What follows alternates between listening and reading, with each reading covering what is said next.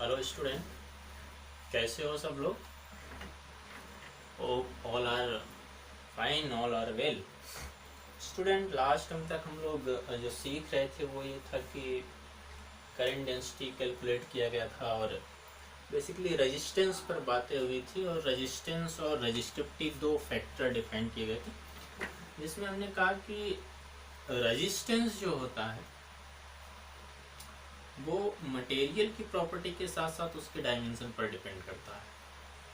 Second thing, resistivity जो होती है वो मटेरियल की प्रॉपर्टी है and it's also depend on the temperature. तो अब ये जो डिपेंडेंसी है उसको थोड़ा सा ध्यान देना है, उस पर क्वेश्चन फ्रेम होते हैं। तो पहले तो हम रेजिस्टेंस पे थोड़ा सा बात करेंगे, फिर रजिस्टिविटी का एक तो मटेरियल की प्रॉपर्टी होती ही उसका इंटरनल मैटर है, और दूसरा फिर उसके बाद टेम्परेचर पर किस तरह से डिपेंड करेगा ये बात करेंगे, और किस तरह के क्वेश्चन फ्रेम होते हैं ज्योमेट्री को चेंज करने को लेकर या रेजिस्टेंस को, उस पर एक दो प्रॉब्लम हम लोग अभी डिस्कस करना चाहते हैं। तो इसको मैं रफ करूँगा।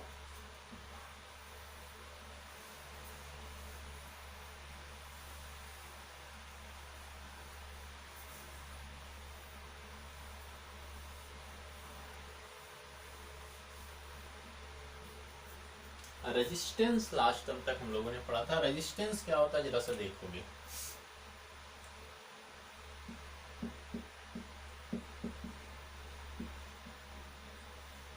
किसी रजिस्टर, एक कंपोनेंट बताया रजिस्टर, इसका रेजिस्टेंस होता।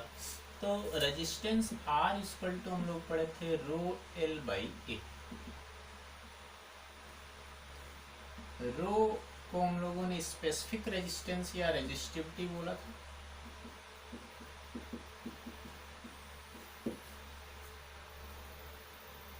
स्पेसिफिक रेजिस्टेंस या रेजिस्टिविटी हम लोगों ने बोला था। और एल और इनको हम लोगों ने क्या कहा था, लेंथ है और एरिया। जरा सा इसको थोड़ा सा देखो। इंटरनल फैक्टर हम लोगों ने लास्ट टाइम पर डिस्कस किया था कि रेजिस्टिविटी किस तरह से मटेरियल पर डिपेंड करती है। वो एक फैक्टर जो था उसको हम लोगों ने m upon n e square tau करके था, उस पर वहाँ पे डिस्कस किया था।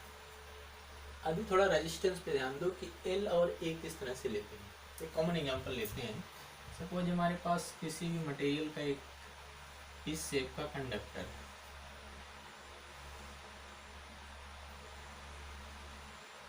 Cuboid shape.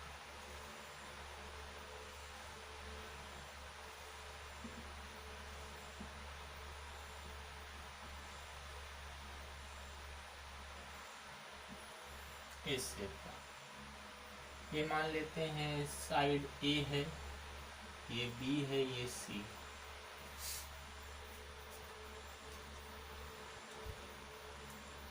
अगर हम यहाँ कंडक्टर इसके और इसके अलोंग करंट फ्लो करा लें ऐसे, ऐसे करंट फ्लो कराने में तो यहाँ पे हम रेजिस्टेंस का इक्वेशन कैसे लिख पाएंगे। पहला केस, इस तरह से करंट फ्लो हो रही है, ये फर्स्ट वे। दूसरा केस ये है कि सपोज इस तरह से करंट फ्लो हो रही है,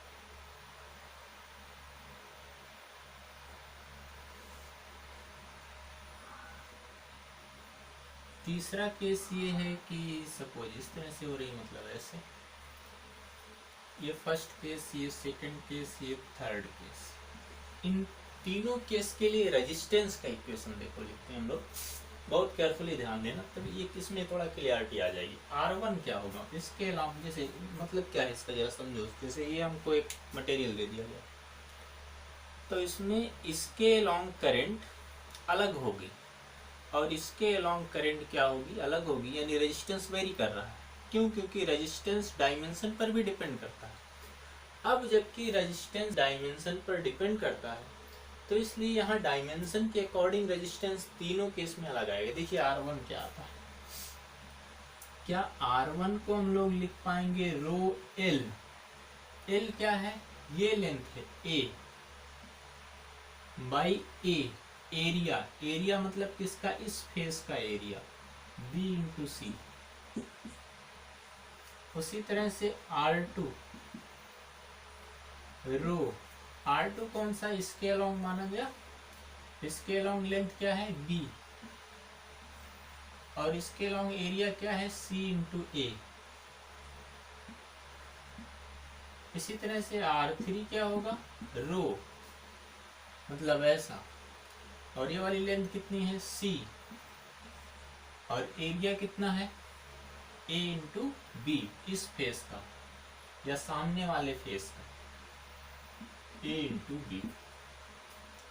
तो इस तरह से रेजिस्टेंस हम क्या देख पा रहे हैं, टोटली डायमेंशन पर डिपेंड कर रहा है और रेजिस्टिविटी पर डिपेंड करता है। However resistivity only depend upon the material and temperature.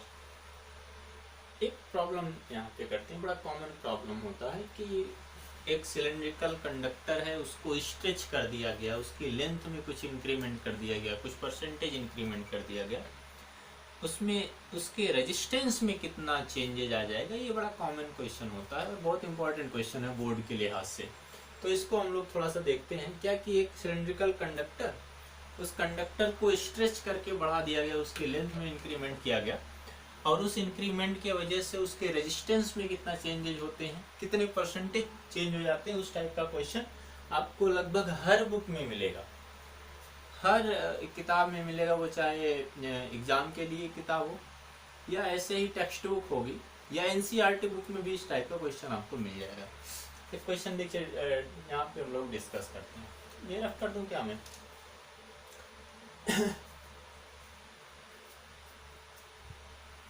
ये समझ में आया ना, ये इंपॉर्टेंट था, ये आ गया तो आ जाएगा, इसको रब करते हैं।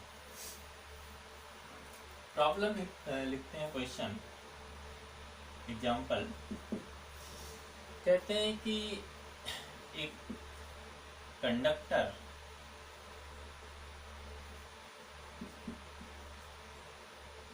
Is stretch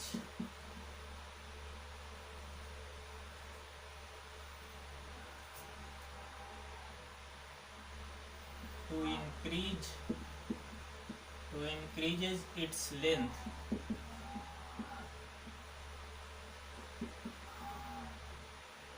by 10%। उस एक कंडक्टर था या कोई मटेरियल था, हर चीज में रेजिस्टेंस होता है, तो कंडक्टर में भी क्या होगा, रेजिस्टेंस होगा।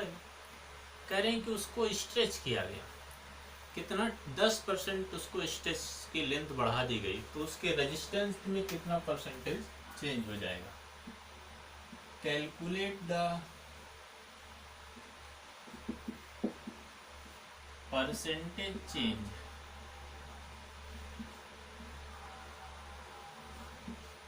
In length in resistance,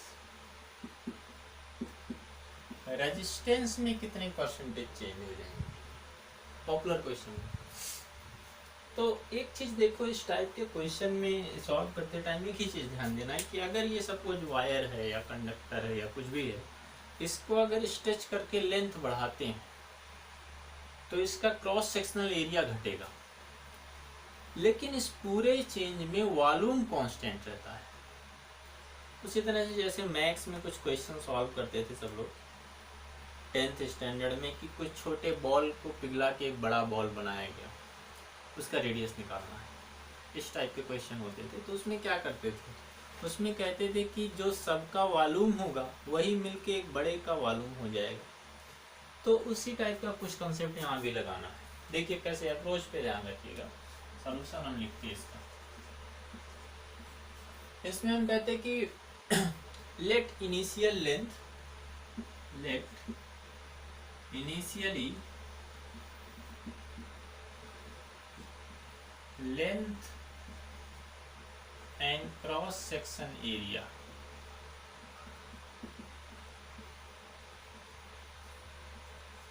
of conductor B, L and A respectively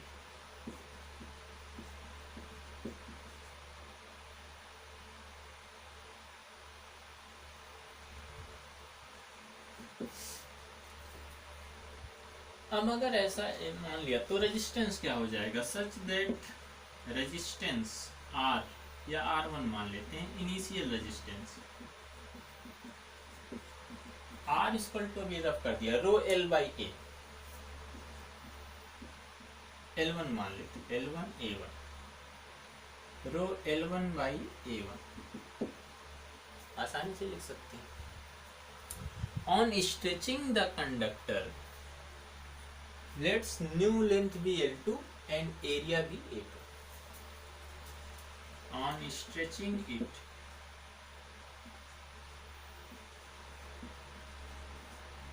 new length be L2 and area A2। So नई L2 कितना हो जाएगा, सो L2 कितना बढ़ा रहे हैं, 10% बढ़ा रहे हैं। L2 is equal to L1 plus 10% of L1, 10% of L1 यानी हो जाएगा L1 plus 10/100 of L1, 1/10, 10 1 11, 11 L1 आ जाएगा क्या। अब देखो एरिया निकालने का कंसेप्ट देखो ना, यानी L2 इक्वल टू हमें कितना मिल गया, 10 L1। Now for area,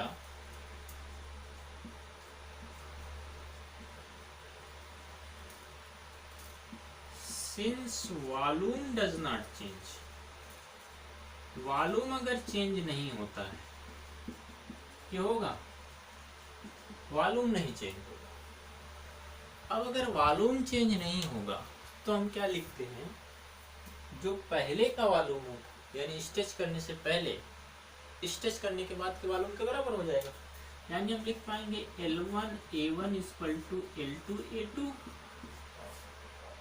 यानी यहाँ से A2 इक्वल टू हो जाएगा L1 by L2 into A1।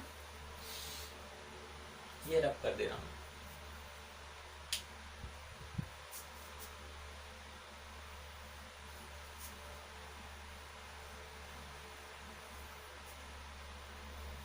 देखिए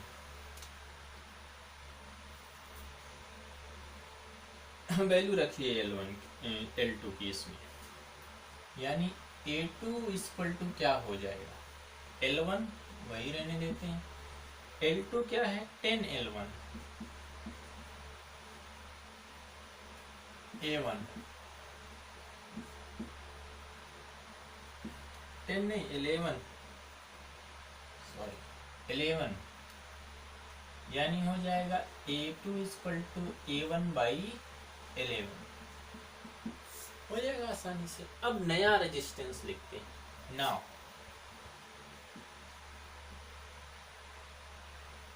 late R2 be new resistance. अगर R2 नया रेजिस्टेंस हुआ तो R2 इक्वल टू क्या होगा, रो L2 बाई A2 होगा डेफिनेशन के अकॉर्डिंग। रो तो चेंज नहीं होगा क्योंकि टेम्परेचर कांस्टेंट रख रहे हैं, मटेरियल वही। L2 कितना है भाई, L2 11 L1 आया है,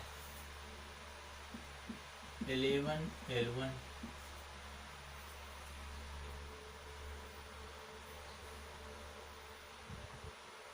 कुछ गड़बड़ी हो रही है क्या?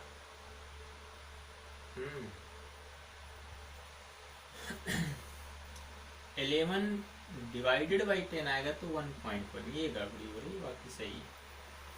1.1 ये 1.1, ये 1.1 L1 अपॉन E2 कितना होगा, A1 अपॉन 1.1। थोड़ा सॉल्व करेंगे तो आ जाएगा, रो ये 1.1 ऊपर जाएगा, 11 इंटू 11 121 होता है, 2 डिजिट पर डेसिमल लगेगा, 1.21 L1 बाई A1। ये नया रेजिस्टेंस आ गया। जब स्ट्रेच किया गया था। पहले रेजिस्टेंस कितना था, रो L1/A1, स्मॉल ए ही लिखो नहीं तो ये कंफ्यूज करेगा।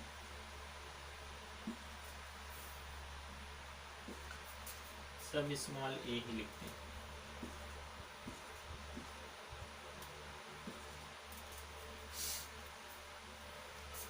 चेंज ऑफ रेजिस्टेंस कितना हो गया, delta R, R2 minus R1 हो जाएगा रो 1.21 L1/A1 माइनस रो L1/A1, बचेगा क्या, रो L1/A1 कॉमन है, 1.21 माइनस 1 तो 0.21 हो गया। ये नया रेजिस्टेंस आ गया। परसेंटेज चेंज कितना हुआ, percentage change of resistance equal to क्या होगा, delta R upon initial into 100। Delta R कितना है 0.21 रो L1/A1 अपॉन इनिशियल कितना है रो L1/A1 इंटू 100। ये इससे कैंसिल हो गया, आ गया आपका 21%। तो इस तरह से अप्रोच करिए। अब ऐसा है ना कि देगा कि 10% बढ़ाया गया, 5% बढ़ाया गया, 0.1% बढ़ाएगा, 100% बढ़ाएगा, जो भी परसेंटेज बढ़ाया जाएगा कॉन्सेप्ट यही लगेगा। इस तरह से इसको सॉल्व कर पाओगे कॉमन एग्जाम्पल होता है। तो ये इस फॉर्मूला पे बेस्ड क्वेश्चन फ्रेम करते हैं commonly. Now second thing, how does resistance or resistivity depend on the temperature? This is very important and very clearly depicted in NCERT book, but very shortly actually it is.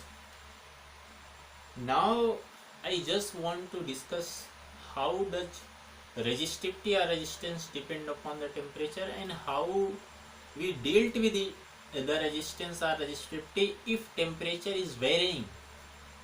अगर temperature बदलता है, temperature change होता है तो इसको कैसे हम deal करेंगे, ये या इस पे किस टाइप के क्वेश्चन फ्रेम किए जाएंगे, ये हम नेक्स्ट अभी इसके बाद डिस्कस करते हैं। तो इसको लिख लेना सब लोग, इसको हम रफ करेंगे।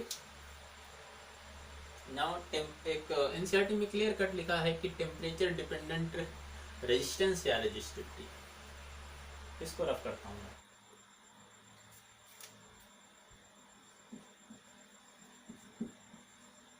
Temperature dependence resistivity and resistance, very important topic actually. कुछ एक टर्म बहुत केयरफुली ध्यान देंगे। एक तो दो मटेरियल आपको डिस्कस कराते हैं, एक कंडक्टर लेते हैं और दूसरा सेमी कंडक्टर लेते हैं। However, the information of semiconductor or study of semiconductor we will do in last of the chapter, but for studying this topic, let us discuss something about semiconductor. Semiconductor basically or those material which have conductivity is laying in between conductor and insulator. It means it has moderate conductivity. We are not going to exact data how much conductivity ranging of semiconductor, but just keep an idea that conductivity of semiconductor is laying in between the conductor and insulator. Now actually these type of material like germanium, silicon, etc., which are categorized as semiconductor, the atom or molecule are held together by covalent bond. उनके जो atom होते हैं वो covalent bond से जुड़े रहते हैं। तो जीरो टेम्परेचर पर तो उनमें कोई फ्री चार्ज होता ही नहीं, वो ये इंसुलेटर बिहेव करते हैं। बट जैसे जैसे टेम्परेचर बढ़ता है, सपोज एट रूम टेम्परेचर ही हम ले लें, तो उस टेम्परेचर पर ये होता है कि कोवलेंट बॉन्ड ब्रेक होते हैं, और ब्रेक होने से वहाँ पर चार्जेस फ्री हो जाते हैं, और वही फ्री चार्जेस की वजह से उसमें कंडक्शन होता है। और टेम्परेचर के जैसे जैसे टेम्परेचर बढ़ेगा, नंबर ऑफ कोवलेंट बॉन्ड उतना ही टूटेंगे, और उतना फ्री चार्जेस जनरेट होंगे, और उतना ज़्यादा कंडक्टिविटी होगी, या उतना कम रेजिस्टिविटी होगी। मेटल के केस में या कंडक्टर के केस में क्या होता है, उसमें ऑलरेडी फ्री चार्जेस होते हैं, बट टेम्परेचर बढ़ने से नंबर ऑफ फ्री चार्जेस नहीं बढ़ते, उनका कोलिजन बढ़ता है। कोलिजन बढ़ने का सेंस क्या होता है, रिलैक्सेशन टाइम घटता है। तो कंडक्टर में जो रेजिस्टेंस है वो टेम्परेचर बढ़ाने पर घटता है। मैं एक नंबर का क्वेश्चन बता रहा हूँ, ये एक्चुअली बोर्ड में बहुत कॉमनली पूछा जाता है कि टेम्परेचर बढ़ाएंगे तो उसका रेजिस्टेंस बढ़ेगा। एक्चुअली अभी हम लोग बात करते कि लिमिटेशन ऑफ ओम्स लॉ, इसके बाद वाली क्लास में हम उसको कवर करेंगे, उसमें ये सभी होता है। लेकिन सेमी कंडक्टर में टेम्परेचर बढ़ाने से उसका कंडक्टिविटी बढ़ती है, या कह सकते हैं उसका रेजिस्टेंस घटता है। रीजन क्या है, क्योंकि पहले इनिशियली एटम कोवलेंट बॉन्ड से जुड़े रहते हैं, कोई इलेक्ट्रॉन फ्री नहीं रहता उसमें, सारे इलेक्ट्रॉन शेयरिंग में रहते हैं नेबर एटम के साथ। बट जैसे ही टेम्परेचर बढ़ता है वो कोवलेंट बॉन्ड ब्रेक होता है, उससे इलेक्ट्रॉन क्या होते हैं, फ्री हो जाते हैं, या चार्जेस फ्री हो जाते हैं, जिनसे मूवमेंट की वजह से क्या होता है, वो कंडक्टिविटी बढ़ती है या रेजिस्टेंस बढ़ता है। तो एक ये बेसिकली याद कर लेने वाली चीज़ है कि टेम्परेचर बढ़ाने से कंडक्टर में रेजिस्टेंस बढ़ता है, सेमी कंडक्टर में रेजिस्टेंस घटता है, या कंडक्ट रेजिस्टिविटी क्या होती है, वो सेमी कंडक्टर की घटती है और कंडक्टर की बढ़ती है। ये याद कर लेना है।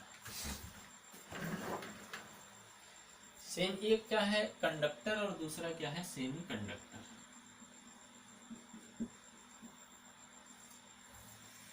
इस पे बात करते हैं। टेम्परेचर बढ़ा दिए अगर, टेम्परेचर इंक्रीज किए, अब जबकि टेम्परेचर इंक्रीज कर देंगे तो क्या क्या चेंज होता है, टाउ रिलैक्सेशन टाइम। क्या होता है कि दो कोलिजन के बीच का जो टाइम पीरियड होता है उसी को हम क्या बोलते हैं, रिलैक्सेशन टाइम बोलते हैं। तो जैसे टेम्परेचर बढ़ेगा तो फ्री चार्जेस का मूवमेंट बढ़ जाएगा, वो जल्दी टकरा जाएंगे, यानी टाउ घटेगा। टाउ घट गया तो रेजिस्टेंस और रेजिस्टिविटी का इक्वेशन याद है, m upon n e square tau. यहां लिख देता हूं, या यहाँ कहीं लिख देते हैं, यहाँ यहीं लिख देना, यहाँ पर कुछ नहीं लिखना। तो एक तो r है, r इक्वल टू क्या लिखते हैं, m upon n e square tau l by ए, और रेजिस्टिविटी को हम लिखते क्या, m upon n e square tau. देखिए टेम्परेचर बढ़ाया, टाउ डिक्रीज हुआ, टाउ डिक्रीज होगा तो रेजिस्टिविटी और रेजिस्टेंस दोनों घट जाएगा, यानी रो भी घटेगा एंड आर भी क्या होगा, घट जाएगा। टेम्परेचर बढ़ाने में ये चेंजेस होते हैं, रिलैक्सेशन टाइम घटता है, रिलैक्सेशन टाइम के घटने से आर बढ़ेगा, इनवर्सली रिलेटेड आर इंक्रीज कर जाता है, और रेजिस्टिविटी भी क्या होती है, इंक्रीज कर जाती है। देखिए क्लियर कट देख सकते हो, टेम्परेचर बढ़ाया, टाउ घट गया, टाउ घटने से आर और रो दोनों क्या होंगे, बढ़ जाएंगे। किसके केस में है ये कंडक्टर के केस में है। सेमी कंडक्टर में देखो क्या होता है कि अगर टेम्परेचर बढ़ा दिए, रिलेशन यही होगा, तो एक फैक्टर ऐड हो जा रहा है, एक तो टाउ घटेगा, टाउ तो घटेगा, कोलिजन वो सेम रहेगा, लेकिन एक फैक्टर यहाँ पर नंबर ऑफ फ्री चार्जेस जो n है, n कांस्टेंट होते हैं सेमी कंडक्टर के लिए, n कांस्टेंट है सॉरी इसके लिए, कंडक्टर के लिए। लेकिन यहाँ पर हमने क्या बताया, कोवलेंट बॉन्ड ब्रेक होता है, नंबर ऑफ फ्री चार्जेस बढ़ जाते हैं, तो n बढ़ जाएगा। अब n के बढ़ जाने से वो टाउ को डोमिनेट कर देता है। हम यहां पर लिखते हैं इंक्रीजेज या change of increment of n is dominated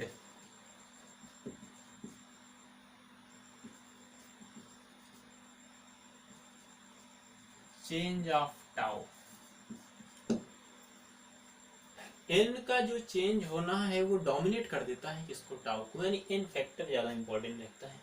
उस केस में रजिस्ट जब n बढ़ जाएगा तो r भी घट जाएगा और रो भी घट जाएगा, यानी तब rho is decreases and r is also decreases. तब रो भी घट जाएगा और r भी क्या होगा, घट जाएगा। इतनी बातें समझ में आ रही? मैं रिपीट करता हूँ, टेम्परेचर बढ़ने से टाउ घटेगा। कंडक्टर के केस में फ्री चार्जेस कांस्टेंट होते हैं। फ्री चार्जेस क्यों कांस्टेंट होते हैं? क्योंकि हमने बताया कि मेटल जो कंडक्टर होते हैं वो सी इलेक्ट्रॉन मॉडल होते हैं। इलेक्ट्रॉन ऑलरेडी सब फ्री रहते हैं और कर्नल उनके बीच में रहते हैं। Kernel are not suppose to move till its melting point will come. Kernel मतलब पॉजिटिव चार्ज तब तक मूव करने की कंडीशन में नहीं होते जब तक उनका मेल्टिंग पॉइंट नहीं आ जाता। That is very high temperature. We are not discussing about that temperature. So at general case, on changes the temperature, there is no change of free charges in conductor so as to, on increasing the temperature, relaxation time will decrease. Relaxation time is the time interval in between two collision. On decreasing the tau, we can say from both equation rho and r is increases. इसीलिए temperature बढ़ाने से resistance और resistivity बढ़ जाते हैं। Second thing, on other hand, semiconductor on increasing the temperature, tau is decreases, no doubt, same as the conductor, but condition is that number of free charges is increases, और इतना बढ़ जाता है कि वो टाउ के चेंज को dominate करता है। नंबर ऑफ फ्री चार्जेस क्यों बढ़ जाते हैं? क्योंकि वो कोवलेंट बॉन्ड से इनिशियली जुड़े रहते हैं, जैसे जर्मेनियम और सिलिकॉन क्रिस्टल टेट्रावैलेंट होते हैं, कार्बन के जैसी बॉन्डिंग होती है उसमें। अब उस केस में फ्री चार्जेस बढ़ जाते हैं, तो फ्री चार्जेस जब बढ़ेंगे तो आर और रो क्या हो गया, यहाँ पर देखो घट रहा है, क्योंकि ये चीज डोमिनेट हो जा रही है, ये इफेक्टिव हो जा रहा है, तो इसलिए आर और रो क्या होगा, वो घट जाएगा। तो ये कुछ क्या होता है, सेमीकंडक्टर और कंडक्टर में चेंजेस की वजह से होता है। अब एक बड़ा इंपॉर्टेंट टर्म मैं डिस्कस करने जा रहा हूं कि जो चेंज ऑफ रेजिस्टेंस होता है, चेंज ऑफ रेजिस्टेंस किस बात पर डिपेंड करता है? चेंज ऑफ टेम्परेचर पर। और किस बात पर डिपेंड करता है? और डिपेंड करता है जो उसका इनिशियल रेजिस्टेंस रहा होगा, यानी R is directly proportional to R not. R not क्या है? Initial resistance.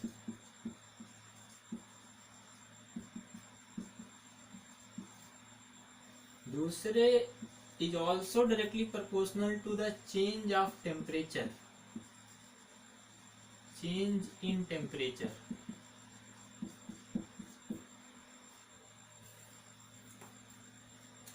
ऐसा होता है कि जो चेंज ऑफ रेजिस्टेंस है दो फैक्टर पर डिपेंड करेगा। एक तो इनिशियल वैल्यू पर, इनिशियल वैल्यू मतलब मटेरियल की प्रॉपर्टी, और दूसरा क्या है, change in temperature. Change in temperature आपने देखा।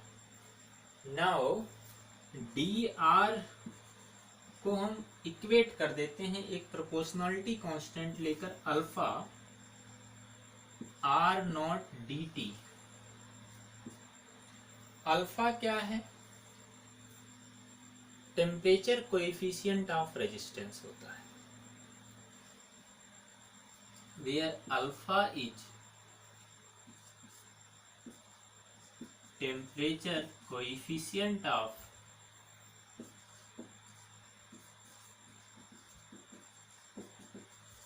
ऑफ रेजिस्टेंस होता है। टेम्परेचर कोएफिशिएंट मतलब टेम्परेचर के चेंज होने से किस फैक्टर में रेजिस्टेंस चेंज होता है, by what factor resistance would be changed on changing the temperature is called alpha. We can define it in this manner. It is quite similar that we have studied in 11th standard temperature coefficient. जब हम of a body, किसी body का temperature बढ़ाते थे तो उसमें dimension change होती थी, कोफिशिएंट ऑफ एक्सपेंशन। यहाँ पर क्या है, रेजिस्टेंस का चेंज। अब सपोज कोई बॉडी है, इनिशियल उसका रेजिस्टेंस और नॉट है, और टेम्परेचर बढ़ाने पर उसका फाइनल रेजिस्टेंस क्या होता है, फाइनल RF हो जाता है। Late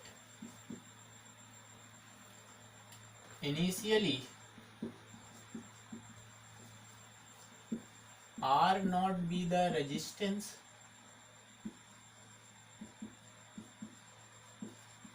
of a body, body मतलब कोई एक मटेरियल, एक register, on changing the temperature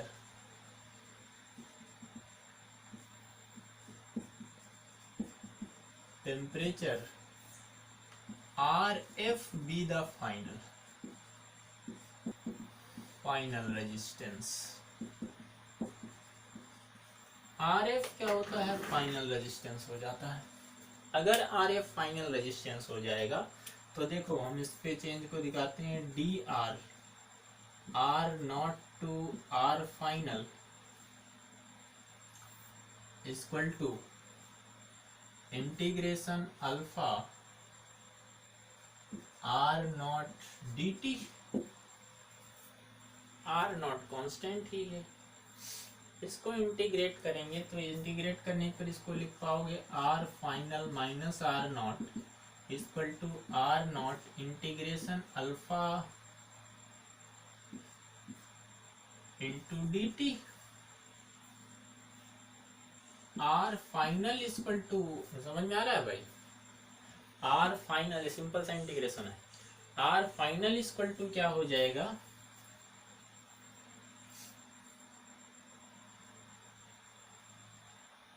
R यहाँ से जाएगा R नॉट, तो R नॉट कॉमन कर लीजिए, बचेगा यहाँ पर 1 plus integration alpha dt। However, this is actual equation। R final is equal to R naught integration alpha dt, 1 plus integration of alpha dt। But in 95 cases, alpha is constant। 95 या board में तो सवाल ही नहीं होता कि आपको variable alpha दिया जाए, तो मोस्ट ऑफ केसेस अल्फा क्या होता है, कांस्टेंट होता है। आपके एनसीईआरटी में जो प्रॉब्लम है वो उसमें भी अल्फा कांस्टेंट करके दिया है।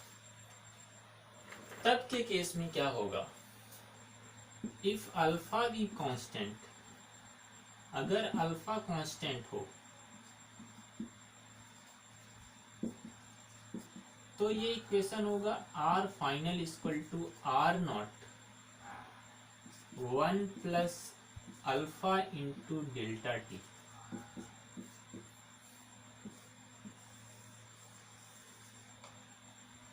आपको कंपटीशन में अल्फा का कोई फंक्शन देगा टी का या किसी अपन में, तब आपको ये एक्चुअल इक्वेशन लगाना पड़ेगा।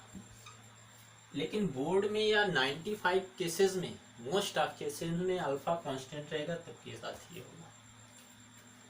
तो ये है temperature dependent rate of reaction. R final क्या है, R not 1 plus alpha into delta T. Delta T change in temperature, 10 degree से 20 किया गया, 20 माइनस 10 आ गया। 5 डिग्री से 100 किया गया तो 100 माइनस 5 95 आ गया। अल्फा उस डेल्टा टी हो, अल्फा टेम्परेचर कोएफिशिएंट। अब यहाँ से देख के हमको बताओ कि अल्फा कंडक्टर के लिए क्या होगा और सेमीकंडक्टर के लिए क्या होगा।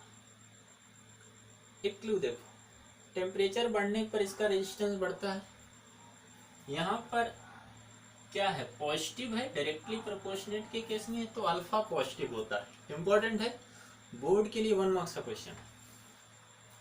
Alpha for conductor important note, alpha for conductor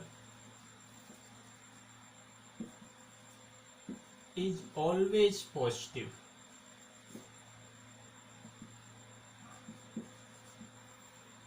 and alpha for semiconductor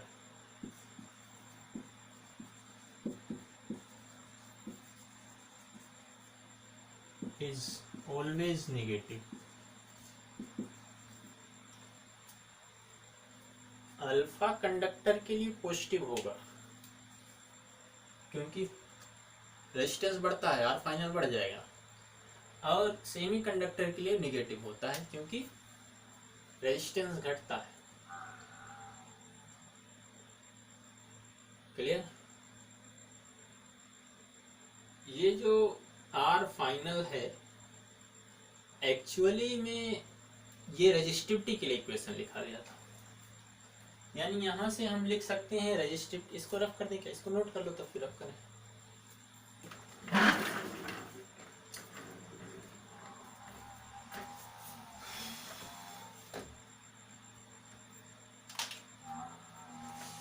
इसको नोट करो फिर रफ किया जाए।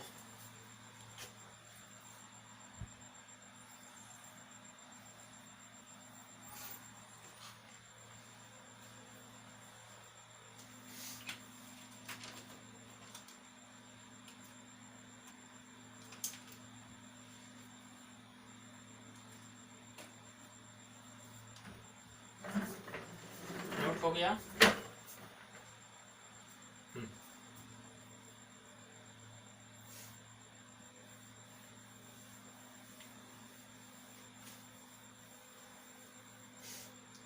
In the form of resistivity and यहाँ पे लिख देंगे resistivity final equal to rho not 1 plus alpha into delta T. Actually equation ये है, इसी से इसको डिराइव करके निकाला गया है, इसी से इसको डिराइव करके निकाला गया ओरिजिनल इक्वेशन में। अब अगर चाहो तो इसको बता दें कैसे डिराइव किया गया, और ये आपके लिए जरूरी नहीं है। देखिए कैसे आता है, थोड़ा सा क्लियरिटी आ जाएगी और कुछ नहीं है। सिंस देखो लिखते हैं rho equal to R equal to rho L by A लिखते हैं लॉग लेव ऑन टेकिंग लॉग, तो ये हो जाएगा ln r equal to ln rho plus ln l। Chemistry तो अब तक पढ़ लिए होंगे केमिकल काइनेटिक्स से, तो आ गया होगा ना, minus ln r ln a। Differentiate कर दो, ऑन डिफरेंशिएटिंग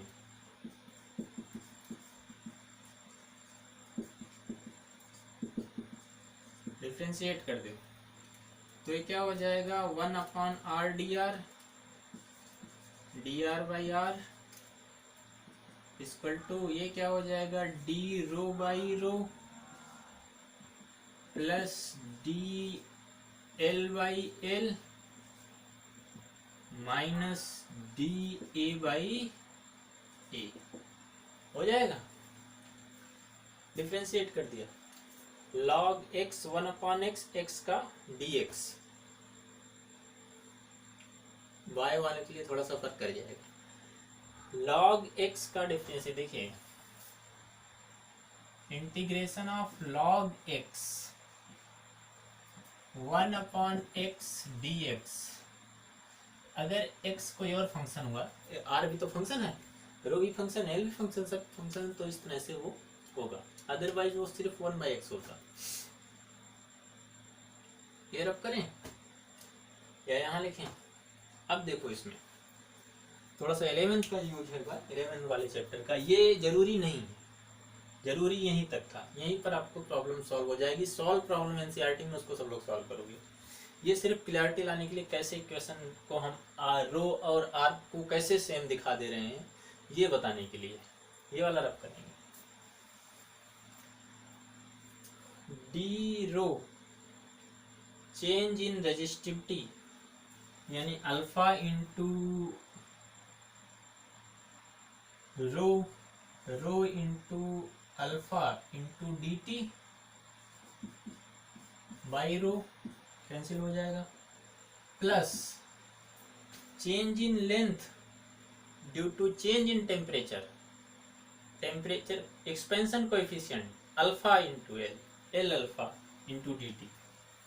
तो यहाँ से हो जाएगा L इंटू अल्फा, इसको अल्फा डैश मान लेते हैं।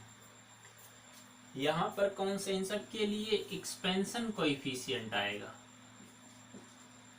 एक्सपेंशन कोएफिशिएंट, और इसके लिए क्या है रेजिस्टेंस कोएफिशिएंट लेंगे। तो रेजिस्टेंस कोएफिशिएंट को अल्फा और इसको अल्फा प्राइम मान लेते हैं into D t upon L minus A into 2 alpha prime into D t by A से ए को कैंसिल कर दो, सब कैंसिल कर दो, D R by R equal to alpha minus alpha dash into D T. अब देखिए, याद करिए कि टेम्परेचर कोएफिशिएंट एक्सपेंशन कोएफिशिएंट कितना होता था। तो एक्सपेंशन कोएफिशिएंट होता था 10⁻⁻5 के टर्म पर, और रेजिस्टेंस कोएफिशिएंट होता है 10⁻⁻2 के ऑर्डर में। वेयर अल्फा क्या है, resistance coefficient, temperature coefficient of resistance है, और अल्फा प्राइम क्या है, एक्सपेंशन कोएफिशिएंट है।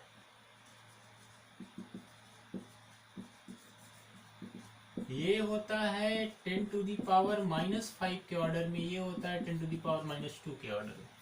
तो नो डाउट इसको निगलेक्ट कर सकते हैं। तो D R by R equal to हो जाएगा, इसको निगलेक्ट कर दिए तो alpha into D T.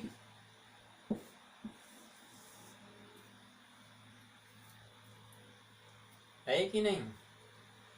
Temperature के चेंज में डायमेंशन का चेंज होता है, लेंथ एरिया भी चेंज होगा, but it is very small compare to that of change in resistance. That's why we will leave the dimensional change, वहां पर सिर्फ रेजिस्टेंस चेंज लिया जाता है। इसके लिए हमने रेजिस्टिविटी और रेजिस्टेंस को सेम दिखा दिया था। देखो रेजिस्टेंस के इक्वेशन से लेके चले थे, R equal to rho L by ए, और ये आ गया क्लियर। इसलिए जो रेजिस्टिविटी का चेंज होता है वही क्या होता है, रेजिस्टेंस का भी चेंज होता है। तो दिस इज फॉर क्लियरिटी। एक चीज और ये है कि जैसे हमने कोई डिवाइस बनाया रेजिस्टेंस का, अब उस डिवाइस में ये है कि क्लाइमेट चेंज होते हैं, जैसे यहाँ का कुछ अलग टेम्परेचर, कश्मीर का अलग, शिमला का अलग। तो ऐसा नहीं है कि वहाँ के लिए अलग बनाया जाए, यहाँ के लिए अलग बनाया जाए, हो सकता है। अच्छा इतना सब लोग करोगे, या बता दें उसको भी। चलिए उसको भी थोड़ा डिस्कस कर लिया जाए कि टेम्परेचर अगर वेरी करता है, कंपटीशन के लिहाज से एग्जांपल क्वेश्चन एक प्रॉब्लम आती है कि इस तरह से हमको एक ऐसा डिवाइस बनाना चाहिए जिससे वेरी करने से, टेम्परेचर के चेंज होने से उसका रेजिस्टेंस वेरी ना करे बहुत ज़्यादा, रेजिस्टेंस कांस्टेंट रहे। ऐसे केस के लिए क्या किया जाएगा, थोड़ा सा इस पर डिस्कशन करते हैं। ये रफ कर दो, या ये रफ कर दो।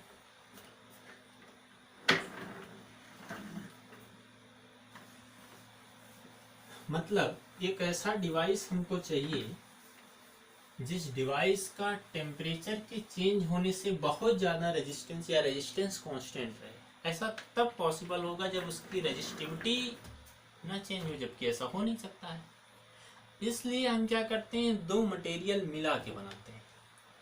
अब दो मटेरियल मिलाने में ये तो कंफर्म हो गया होगा कि कंडक्टर की रेजिस्टिविटी चेंज होती बढ़ जाती है, सेमी कंडक्टर की घट जाती है। तो एक ऐसा डिवाइस बनाया जाए जिसमें सेमी कंडक्टर और कंडक्टर दोनों मिला के बनाए ताकि टेम्परेचर चेंज होने से एक की रजिस्टिविटी बढ़े दूसरे की घट जाए, रिमेन्स कांस्टेंट। और इस पर एक क्वेश्चन आता है, उस क्वेश्चन को डील करने के लिए कंसेप्ट हम बता रहे हैं यहाँ पे। देखो सपोज एक रॉड ले लिया गया जिसका क्रॉस सेक्शनल एरिया ए है, लेंथ एल है, लेंथ क्या है, एल है। एक दूसरी रॉड, इसकी भी लेंथ एल है, क्रॉस सेक्शनल एरिया ए है, इसका अल्फा, इसका रेजिस्टिविटी ρ1 है, टेम्परेचर कोएफिशिएंट अल्फा 1 है, इसकी रेजिस्टिविटी ρ2 है, टेम्परेचर कोएफिशिएंट अल्फा 2 है। Find the relation in ρ1 ρ2 alpha 1 alpha 2 if the resistance is remains constant.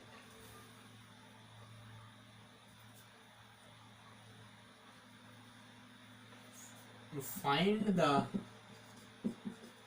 relation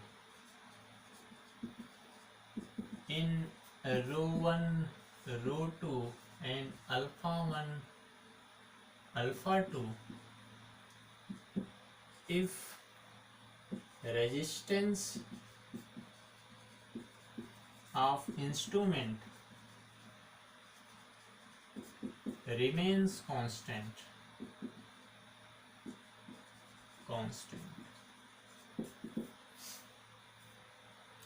एक इंस्ट्रूमेंट ऐसा हमने बनाया है, इज रिमेन्स कांस्टेंट ना लिख के इंडिपेंडेंट ऑन टेम्परेचर लिख दो, इंडिपेंडेंट ऑन टेम्परेचर। एक्चुअली हमने क्या बात की कि हम जैसे कोई इंस्ट्रूमेंट बनाया, अब हर इलेक्ट्रिकल इंस्ट्रूमेंट में रेजिस्टेंस इंपॉर्टेंट कंपोनेंट, बगैर रेजिस्टेंस का कोई इंस्ट्रूमेंट नहीं होता। तो यहाँ के लिए अब जैसे एक फ्रीज बनाया या एक वॉशिंग मशीन या कुछ भी एक बनाया गया, उसका कुछ ना कुछ रेजिस्टेंस है। यहाँ का temperature suppose 25 degree Celsius, Shimla लेके चले गए, टेम्परेचर आ गया 4 डिग्री सेल्सियस, 2 डिग्री या 0 डिग्री सेल्सियस आ गया, तो वहाँ तो उसका रेजिस्टेंस ही बदल जाएगा, यानी वो फंक्शन ही नहीं करेगा वहाँ पर, यहाँ पर फंक्शन करेगा। तो ऐसा नहीं कि वहाँ के लिए हम अलग बनाएंगे और यहाँ के लिए अलग बनाएंगे। ऐसे केस के लिए रेजिस्टेंस टेम्परेचर पर डिपेंड ना करे, दो मटेरियल मिला के बनाते हैं। अब दो मटेरियल मिलाने में तो ये तो बड़ा कॉमन आइडिया है, एक मटेरियल ऐसा हो जिसकी रेजिस्टिविटी बढ़े और दूसरे की घटे, इसलिए कांस्टेंट रहेगी। तो इस तरह इसके कॉम्बिनेशन में क्या बनाते हैं, एक हम क्या लेते हैं, सेमी कंडक्टर लेते हैं और दूसरा क्या लेते हैं, कंडक्टर लेते हैं। इस तरह से रेजिस्टेंस बनाया जाता है। अब इस पे क्वेश्चन फ्रेम करता है, क्योंकि ये प्रैक्टिकल पॉइंट ऑफ व्यू से इम्पोर्टेंट है, इसलिए जेई में, नीट में इस पे क्वेश्चन फ्रेम किया जाता है। अब इस पे देखिए जरा, इसमें रिलेशन हम फाइंड आउट करते हैं। क्या लिखा गया कि इसका जो रेजिस्टेंस होगा टेम्परेचर पे इंडिपेंडेंट होगा, यानी टेम्परेचर के चेंज होने से नहीं होगा। तो देखो सॉल्यूशन में क्या लिखोगे, since resistance does not changes, क्योंकि independent, resistance does not change. अगर रेजिस्टेंस चेंज नहीं हो रहा है ऑन चेंजिंग टेम्परेचर, टेम्परेचर को चेंज करने से रेजिस्टेंस चेंज नहीं हो रहा है, यानी जो इनिशियल रेजिस्टेंस रहेगा टेम्परेचर बढ़ाने पर भी वही रेजिस्टेंस रहेगा। जरा सा देखो इनिशियल रेजिस्टेंस क्या लिखते हो, R1 R2 दोनों का अलग अलग होगा, ये रेजिस्टिविटी अलग है, तो ρ1 L1 बाई A1 लिखा जाएगा, प्लस ρ2 L2 बाई A2 लिखा जाएगा। लेंथ बराबर है, एरिया बराबर है, तो यहाँ पर रख लेंगे, इक्वल टू फाइनल क्या होगा, फाइनल जो रेजिस्टेंस लिखा जाता है वो क्या होता है, ρ1 R नॉट अल्फा टी ही तो लिखते हैं, ρ1 L1 बाई A1 1 प्लस इसका क्या हो जाएगा, alpha 1 dt plus ρ2 L2 upon A2 1 plus alpha 2 dt। Rho 1 rho 2 इधर लाके कैंसिल कर दो, क्योंकि ये बराबर है। एक लाइन लिख दे रहा हूं, देखो रो 1 L1 A1 बराबर था, L लिखते हैं direct, L by A plus rho 2 L by A equal to rho 1 L by A 1 plus alpha 1 dt plus rho 2 L by A 1 plus alpha 2 dt। ये कैंसिल हो गया।